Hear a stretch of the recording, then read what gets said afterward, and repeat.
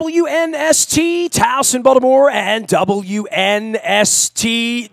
A busy holiday week around here. And, of course, we have a new sponsorship with our friends out in Owings Mills of Foundry Row. You've seen them, the LifeBridge Health Sports Medicine Institute in Owings Mills, the new game plan for sports-related injuries. I got a pair of experts and doctors going to be joining me each and every week. Last week, it was Dr. Craig Bennett. We had an orthopedic conversation about all the things that they're doing out there and out with the community and people coming in. And, of course, a couple weeks ago, and now returning, my favorite doc, Dr. Kevin Crutchfield, who I hope I never need for any concussion or head-related injuries, but it's nice to know you're there. People have accused me of such, Doc, but, I know you're a baseball guy, and you've been watching this baseball side of things this week, and we always think of concussions with soccer and football, but you've been on the neurological side of baseball for a long time as well, and there's a neurological side of that we don't think of beyond, let's say, a guy getting hit with a pitch in the head or something like that, or taking a knee to the head. These sort of obvious things about concussions, right? Well, yeah, there's lots of ways to get a concussion. When you're hurling your body through space and it stops suddenly, you can certainly get a concussion and a concurrent neck injury associated with that. Diving for a fly ball and bouncing off the ground, not even striking your head, but bouncing and getting a whiplash of the head. We see it in slow motion every time these guys catch a ball, or we see them dive and they bang their head on the ground, shagging a fly ball, running full speed and running into the wall. I mean, that happens. And these guys, it affects their athletic performance. They may deny symptoms, but you can clearly see it in their performance if they stay out.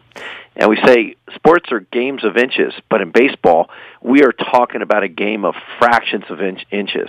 It is a game with such precision. When you're talking about pitching and batting, a fraction of an inch off, or even a fraction of a centimeter off, when you swing the bat, is the difference between a foul tip or a home run. And in a pitcher, fractions of an inch of the plant foot deviating every time you step down is a pitcher struggling to find the strike zone. So if we look at neurologic issues in baseball, they can become even more important in elevating performance above where it currently is. Well, it's interesting to me because, Chris Davis is this fascinating subject for all of us, right? Like a guy who could do this so well, world class, gets a $160 million deal, and then all of a sudden, and there were Adderall issues. There's all sorts of things that were issues for him. He's been out in Sports Illustrated wearing his lack of success sort of on his sleeve, as well as the back of his bubblegum card and his average this year. But part of that also is we never think about that for players as well, to say how much the mind, the speed, to your point, the precision of the game would be changed for a baseball player by the slightest thing, right? Well, that's absolutely correct. I won't talk about Chris Davis individually for privacy issues, but I can speak in general about things like attention deficit disorder, for which, if you're going to be on a controlled substance, because you have to look at stimulants as a performance-enhancing drug, it dramatically improves mental focus. And like I said, baseball, especially for a batter, it is a mental focus issue on the subtleties of movement and release position of that baseball. If you're going to hit a home run, you got to know by the time the ball's being released by the pitcher and where it's being released from as to which pitch they're throwing. And you have to make a decision to swing. You're not waiting for the ball to start traveling halfway towards home plate. You're going to miss the ball. So that's the precision at which baseball is played, and mental focus is incredibly important. And the most effective pitchers in the major leagues are the ones that have a release point that's constant, meaning they're different pitchers. They're throwing from the same motion or the same position. So if you're a pitcher and you telegraph what pitch you're throwing because you're releasing the ball from different positions and your mechanics are different, you're cluing the batters to what you're throwing. Tipping pitches, stealing pitches. It's all baseball. Dr. Kevin Crutchfield is here. He is from LifeBridge Health Sports Medicine Institute in Owings Mills. Tell everybody what you're doing out there, because you got a new facility. It's one of the reasons we're here is that there could be a myriad of different things that could bring you into a sports medicine facility, right? And I mean, I go back to the time where 15 years ago you would think I got to go downtown. Things are popping up now, and you guys have brought this facility out to Owings Mills. But last week I called it unique. And perhaps it's not unique, but it certainly is a new development for what you're trying to build out in the community. Well, it's true, and I think you don't have to wait till you're injured to get the opinion of an expert in, let's say, orthopedics or neurology. So if you don't run properly and someone can break down your mechanics of simple running, you can dramatically reduce the risk of knee injuries just by changing the way you run. Or even the way you throw a baseball can dramatically reduce your risk of injury. So getting a proper evaluation beforehand from a sports medicine expert that does it for a living, let's say. For me, it's all about body mechanics. It's about movement. It's how is the nervous system working. And getting an evaluation of that before you're injured may actually be more cost-effective for you as a patient than waiting till after you're injured and incurring thousands and thousands of dollars of cost to fix an injury that potentially could have been prevented. Well, teach me about this. This is interesting because, I'm 50 now, and so I come into you and I say... Oh, you don't look a day over 49. Well, I say I want to start jogging again, let's just say, right? And I had chondromalacia, had knee surgery 13 years ago, whatever it was. I do a lot of yoga, so I'm fit to that point, aerobic and all that. But let's say that I wanted to do something I haven't done, ride a bike, whatever it would be, something that would tax a part of my body. Right now, my left elbow is a little screwed up, so let's say I wanted to row. I don't think I could row right now, right? But if I come into you, what would be the battery or where would be the baseline? If I said to you, I want to understand why my left side's not as strong as my right side, test me up, doc, and you would bring me in, and what would you do so I could be more balanced? Let's just say on the yoga mat, or let's say on a bike, or let's say jogging through the harbor, because that would be my physical activity that I would want to do. I'll tell you the one thing that I notice, I need good shoes, right? Like, so even walking around New York, like having the right shoes on as a 50-year-old guy, and I only weigh 148 pounds. I mean, I can't imagine. I see these big football players and stuff. If I have the wrong shoes on, if I have flat shoes, things that aren't right for my arches, I'm screwed up. It'll throw my back out. It'll throw my neck out. And maybe I'm just more sensitive to it. But I have noticed that as a 50-year-old human being, I've never gone for like a neurological, scientific sort of tune-up as to what I'm sort of gathering what you're selling me right now, which is I could come in and learn how to work out better just by taking the science of what you do and showing me a better way to do it. Well, correct. Part of our Sports Medicine Institute is inclusion of our Health and Fitness Center, which is, always top-rated in the area. And we work with some of the folks from Parisi, some of the, higher-end athletic trainers for maximal performance. And they can do a comprehensive evaluation of your kinetics and start to give you exercises to work on to alter the way your body's functioning to improve performance for what you want to do. So I'll give you a personal example. I decided I'm going to go backcountry skiing with my son because he's an expert skier, and I used to be an expert skier, but I'm 57. When's the last time you were on skis?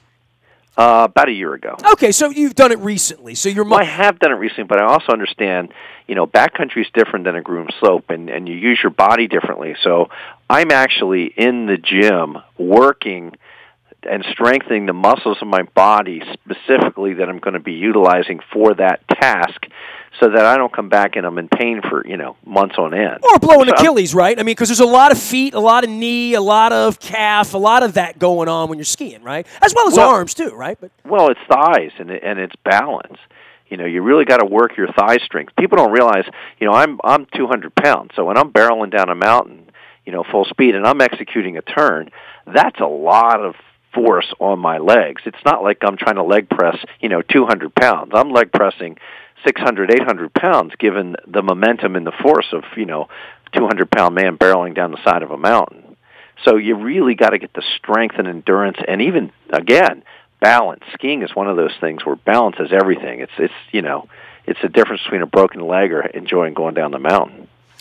Dr. Kevin Crutchfield is here. He is with LifeBridge Sports Medicine Institute. They're up at Foundry Row in Owings Mills. They're going to be joining us every week for spirited conversations on all sorts of things. Doc is a concussion and head-related specialist, but all sorts of things neurological, as well as sports medicine-related, a state-of-the-art facility in Owings Mills. You've driven by it. You've seen Cal Ripken up on the billboards. The docs are here to visit with us every week. Interesting point for the Ravens season here, right? I mean, I know you're also a football fan, and you catch the buzz on all this stuff, but a whole different way of looking at football here. This, running the football. Talk about sore this week. Lamar Jackson hasn't been hit like this, but getting tackled 40 times on a Sunday, that's a whole different thing we're seeing right now.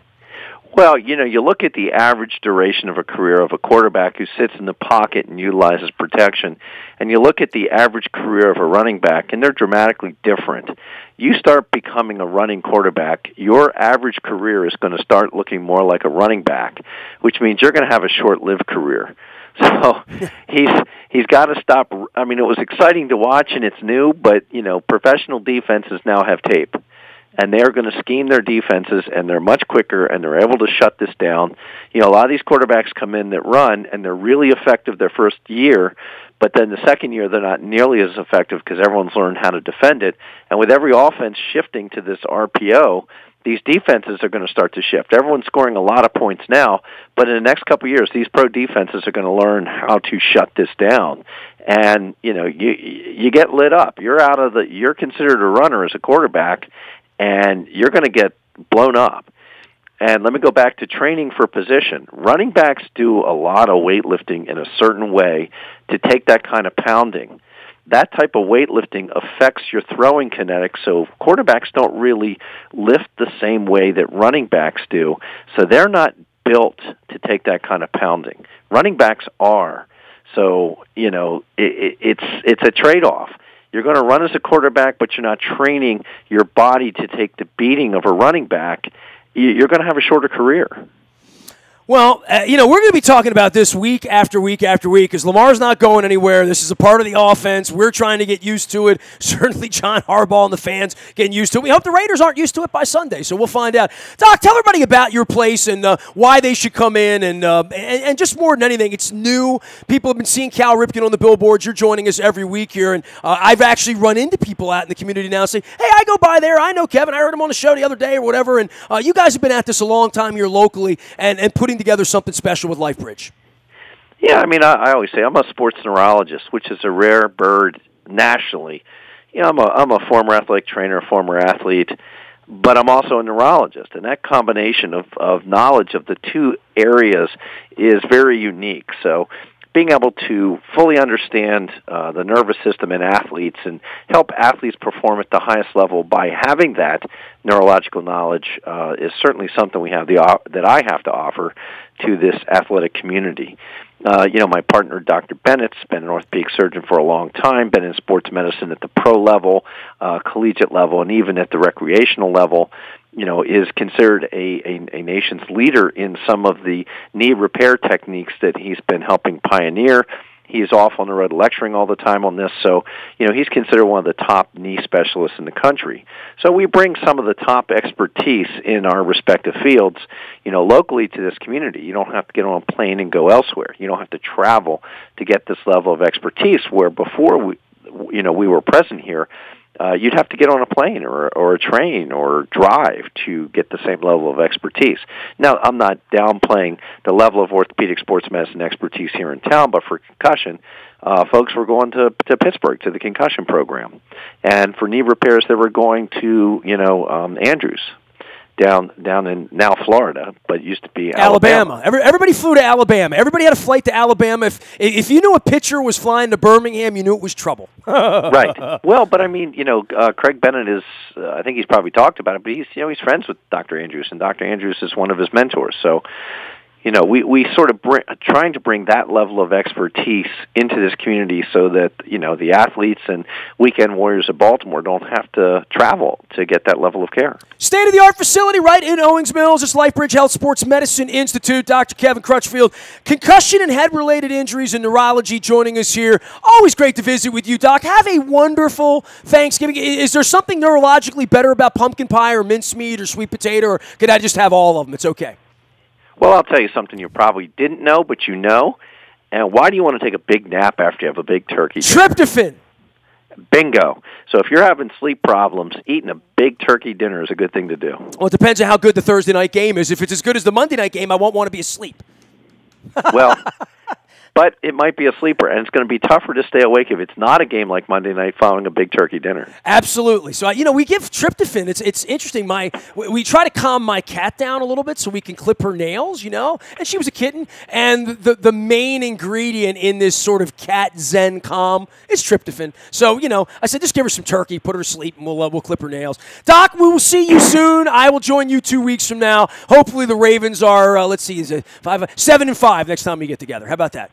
That would be awesome. You have a great Thanksgiving. You got it. Dr. Kevin Crutchfield joining us from LifeBridge Health Sports Medicine Institute at Foundry Row in Owings Mills. Love having him on. Love seeing Cal Ripken on the billboards. If you've seen those billboards, they're my friends too. Get on out to Foundry Row in Owings Mills if you have the need for sports medicine. World-class care right in the community. Perfect, and appreciate their sponsorship as well. Happy holidays to everybody out there banging around. If you want to listen to something great over the river and through the woods, the BuyAToyota.com Audio Vault has all sorts of conversations on the backside of the Mike Elias press conference, as well as the Ravens' victory over the Bengals and the awaiting Oakland Raiders. Some good conversations with some Raiders insiders here this week, and we're going to get some Terps basketball and football in here as well this week as they go to Happy Valley for a not-so-happy result to the Ohio State Buckeyes last weekend. I am Nestor. I'm easy to find out on Facebook and Twitter and LinkedIn and Snapchat and Instagram and anywhere the internet is sold. We are WNST.net, AM 1570 and WNST, Towson, Baltimore, and we never stop talking Baltimore sports.